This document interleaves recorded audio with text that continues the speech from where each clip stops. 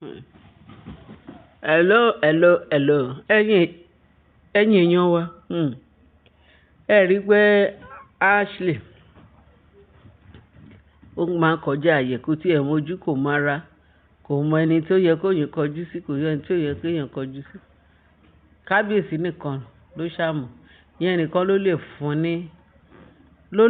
fún ní nǹkan tó fẹ́ láàfin gbogbo àwọn tó kù kò sẹ́ni tó jọ lójú.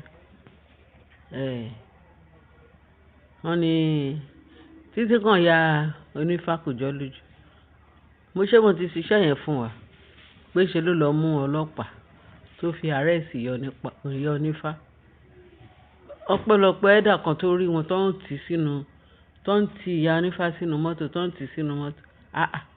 Wọ́n ní kí ló dé kó ń ṣàrà àwọn ọkùnrin yẹn tí Ashley dúró tì wọ́n bó ṣe ti ìyá onífá sí mọ́tò. Bí ẹ̀dà yẹn ṣe pé kábíyèsí. Ìyá onífá ni wọ́n máa mú lọ sí station yìí. Wọ́n ní kábíyèsí ni láti ṣe kíni. Wọ́n ní Ashley ló wá arrest ẹ̀. Kí náà ló ṣe tí Ashley ń arrest ẹ̀ tó sọ fún àwọn DSS pé kó máa òun bọ̀ pé kó fi ìyá onífá lẹ̀. Nígbà tí wọ́n ní wọ́n dúró nígbà tí kábíyèsí ò ti dé. Wọ́n wá ní ìyá onífá pé kó ká lọ kó wá lọ sọ nǹkan tó ṣe tọrọ ọ̀gá wọn ní kó máa bọ̀. Wọ́n ní bí kábíyèsí ẹ̀mí máa yẹn ṣe wá ní wọ́n máa ti gbé kábíyèsí yẹn ìyẹn alàgbọ́ máa ní kábíyèsí wọ́n máa náà ti ń lọ wọ́n ti ìyá onífá sí nìkan ni. Wọ́n ní bí kábíyèsí ṣe pé ọ̀gá wọn nìyẹn pé tí ìyá onífá dé station yẹn kẹ́yà dé kí ìyá onífá máa bọ̀ tó ra àwọn ọmọ yóò dúró oníkan dúró. Wọ́n á ní kò burúkú wọ́n dẹ̀ ti lọ. Wọ́n lọ́gàá wọn ní ṣe bí wọ́n ń bọ̀ lọ ọ́fíìsì.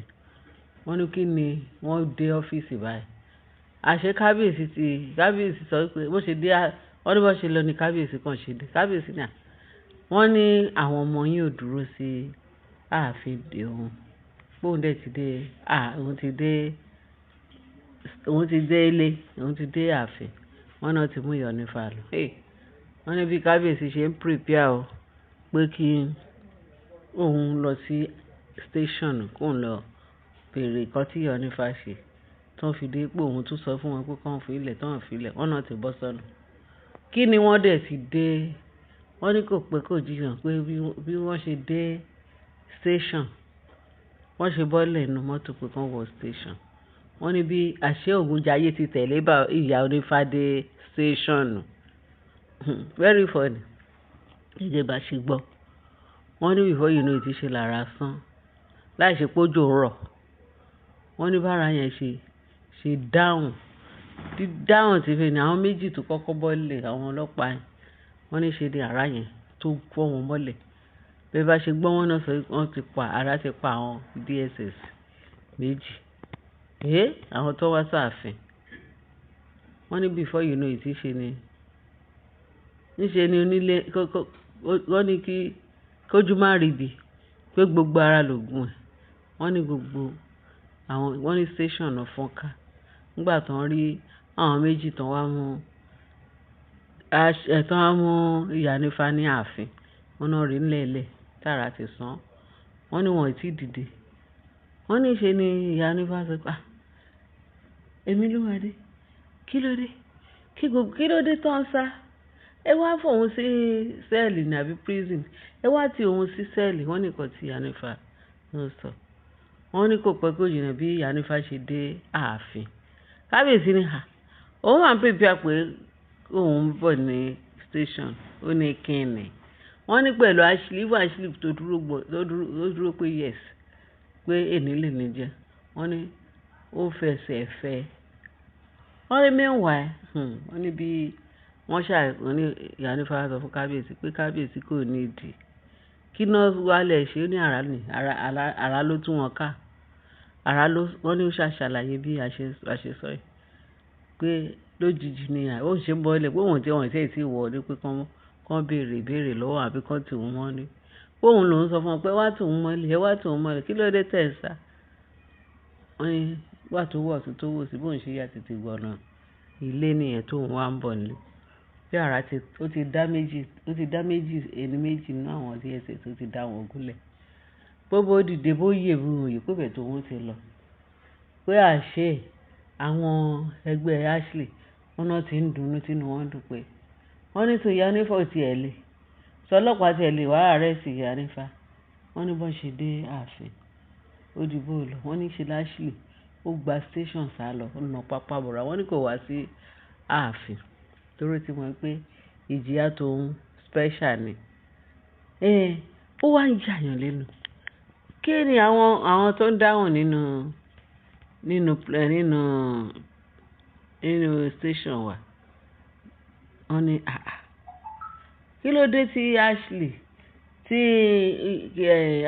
fi escape kí ló dé tí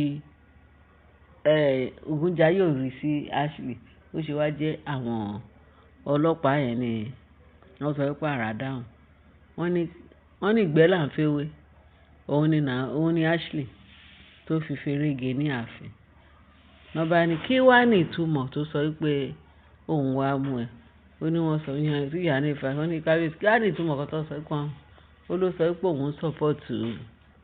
òun sọpọ́ọ̀tù Naomi ṣé ọmọ pa ní Naomi kó ẹrù wá látàná pé níyì ni Naomi ṣe fẹ́ dé sáàfin wá wọ́n ní wọ́n ti ń ráyọ̀tù láti àná yẹn pé kì í ṣe kékeré o pé wọ́n ní láti ṣe bíbá ní Naomi fẹ́ tún dúró ṣebí Naomi ti lọ èyí máa ń ṣe kinní kan wọ́n sọ pé ìyàwó ritual wọ́n ní nǹkan tó máa ń pè wọ́n pè kí ni ritual tó fẹ́ ṣe pé tí Naomi bá dé bíbá tó dé sáàfin pé ó máa ṣe ìyàwó ritual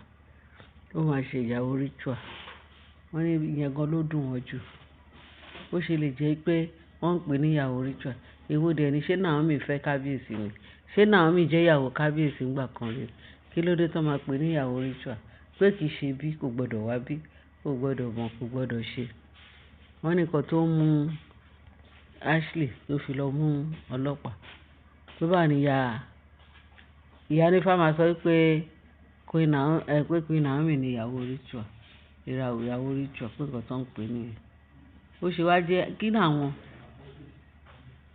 ni àwọn nígbà tó ń pè ní ìyàwó ritual kí làwọn wá jẹ́ wọ́n wá ń pè Naomi ní ìyàwó kábíyèsí ṣèbí pé kì í ṣe ìṣojú wọn náà máa pè Naomi ní ìyàwó kábíyèsí àwọn gbọ̀ngàn tó wà nídìí òru tó ń ru ọ̀sán mu òun ni wọ́n recognize wọn pé gàgàgà Yanifa ìpèsè Yanifa pọ̀ ṣèbó sọ pé òun lè wọ́n ti fọlọ́pàá àwọn nìkan tí wọ́n ń sọ ní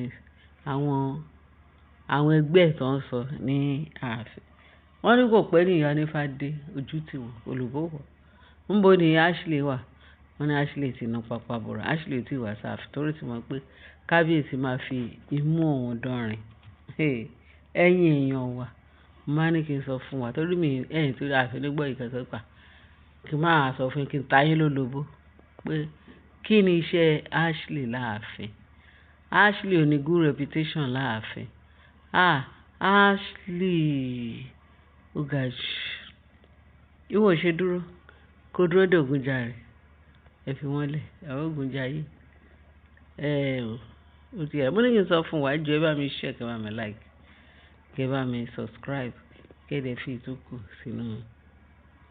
sínú comment section ẹ ṣé o ṣe tẹ́tí sọ ẹ̀yin olólùfẹ́ wa kẹ́ bá gbọ̀rọ̀ yíyẹ̀ wò kí ni Ashley fi tìtorí ẹ̀ ń sá torí Naomi owó jíjẹ tó ń jẹ pẹ̀lú Naomi òun ló máa pa àwọn kan nù wọn ìyẹn ẹni tó bá tètè gbọ́n kó ya tètè dẹ̀yìn o pé ṣùgbọ́n tó ń bá jáwọ́ wọ́n sọ pé àfi tipátipá náà fẹ́ Naomi láàfin Naomi tún bọ̀ ní second time again láti pa iṣẹ́ èṣù àti iṣẹ́ wọn iṣẹ́ ìbàjẹ́ iṣẹ́ ìkà wọ́n ní Naomi ò jẹ́ kó oògùn wọn yọ gbogbo oògùn wọn bàjẹ́ wọ́n ní bí Naomi bá ṣe wà láàfin wọ́n ní nǹkan tó táwọ́ lára gidi gan jù nìyẹn pé náà sún ọ̀sì tí náà sún ọba wọ àfihàn pé gbogbo òrìṣà wọn bàjẹ́ wọ́n ní gbogbo àwọn òrìṣà kéékèèké wọn yẹn pé wọ́n máa lọ wọ́n máa sá káàkiri ní ààfin wọ́n máa wábi tó máa sá pamọ́ sí tí Naomi bá kàn sí wọ́n ní ìmọ́lẹ̀ dé òkùnkùn paradà ìmídìí tí Naomi bá ti wá sáàfin báyìí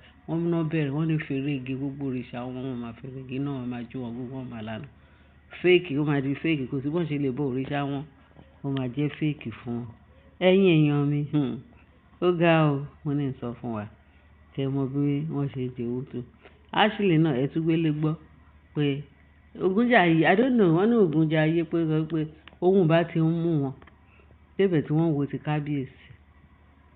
ti kábíyèsí ṣé kábíyèsí wá gbéṣẹ́ ràn wọ́n ni ọ̀rọ̀ wọn ò ti sú kábíyèsí ó ti sú kábíyèsí ó sú kábíyèsí kò sú kábíyèsí ọlọ́run ń bẹ lẹ́yìn Naomi ọlọ́run máa bá Naomi ṣe nǹkan tó ṣe tiẹ̀ láṣepé lágbára Kristi ẹ